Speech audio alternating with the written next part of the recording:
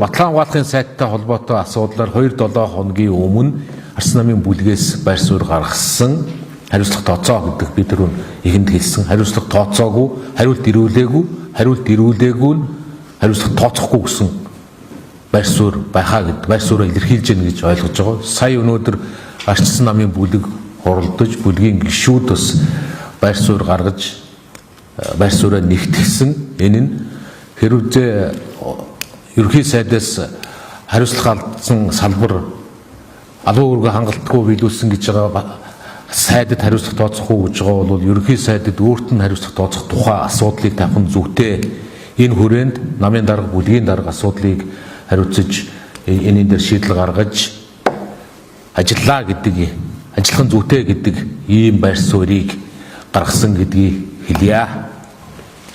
Тэгэхээр одоо гоцруулахтай холбоотойгоор гишүүдийн хариуцлага зөвлөж хэлсэн үү? Ер нь бол тийм.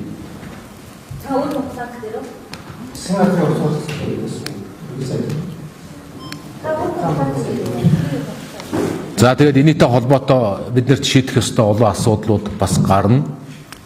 Бид нар зүгээр нэгдүгээрт нь энэ өөрөө Эрдэнэт хүний аймнаас яригдж байгаа болохоор энэ өөрөө нэг тийм улс төрийн акц үйл явц биш. Нэгдүгээрт нь, хоёрдугаарт нь энэ зөвхөн нэг юм ерөнхий сайдын асуудлыг хэрвээ засгийн газрын асуудлыг ярих бол энэ зөвхөн бид нар бас асуудлыг томоор харах ёстой. Яг өнөөдөр эдийн засгийн нөхцөл байдал, ард иргэдийн амьдралын нөхцөл байдал ямар байна? Үний өсөлт юу болж хувирж байна? Давхар оронтой тоондоорж эхэлж байна.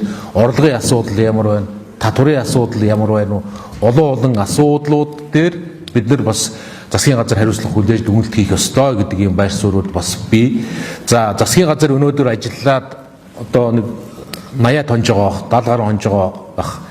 Энэ хугацаанд та бүхэн бас анзаарч байгаа. Энэ засгийн газар энэ эрх баригч намын Монгол Ардын намын одоо үндсэндээ эрх барьж байгаа мөрийн хөтөлбөрөөр биелүүлэх хугацааны тал дунд уу 2 дахь жилд орж байна. Хугацаагаараа ч 2 дахь жилдээ орж байна. Үнэхээр энэ 100 хоногийн хугацаанд 100 шахам хоногийн хугацаанд энэ засгийн газар юу ч хийхгүй болох нь тодорхой болж байна. Ямар ажил хийн гэж та бүхэнд одоо төсөл төлөвлөгөө танилцуулваа.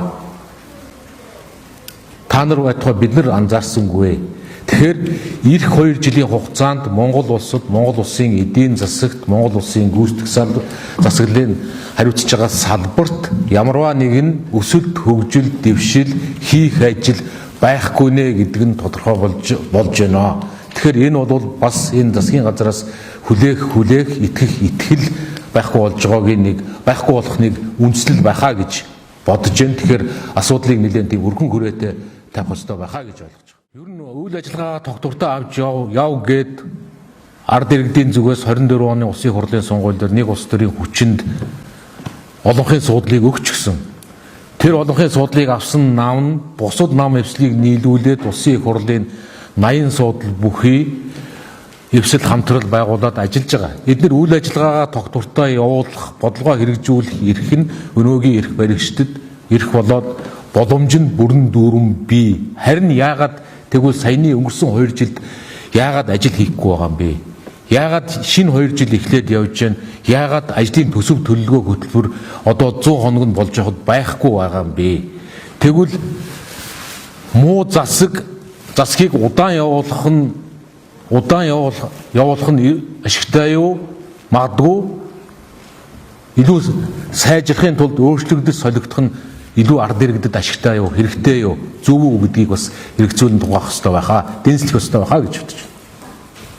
Манай бүлийн гишүүд санал нэгтэй байгаа юу? Ерөнхий сайдад хариуцлага. Зөвхөн энэ асуудал чинь өнөөдөр яригдах асуудал биш. Бид нар өмнө нь салбарын сайдад хариуцлага тооцох асуудлыг тавьж эхлэхдээ энэ асуудлыг бид нар тухайн үед энэ асуултыг давхар тавьж тэгж. За хариулт ирэхгүй бол дараагийн шат яах вэ? За өргөн барьлаа. Өргөн бариад цэцэн шийдвэрийн тэртэй холбоотойгоор бид нар бас зүгээр улс төрийн нэг юм акц төдий зүйл биш. Өргөн бариул үр дүнд хүрэх ёстой. 64 гишүүн гарын өсөх зорох ёстой. Шаардлагатай бол ерөнхий сайдыг огцруулах асуудлыг өргөн барихтай зөвхөн Арс намын бүлгийн гишүүдийн хүрээнд биш, 32 гарын үсгийн хүрээнд биш. Энэ гарын үсгийг 64 хүрэх ёстой шаардлагатай нөхцөл байдал ч одоо үүсэхгүй.